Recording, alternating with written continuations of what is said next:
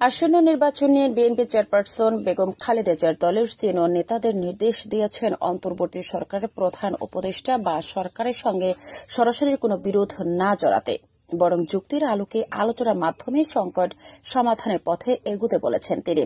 শনিবার ঈদুল আজহার রাতে গুলশানে বাসভবনে ফিরোজা স্থায়ী কমিটির সদস্যরা ঈদ শুভেচ্ছা জানাতে গেলে এই নির্দেশনা দেন খালেদা জিয়া।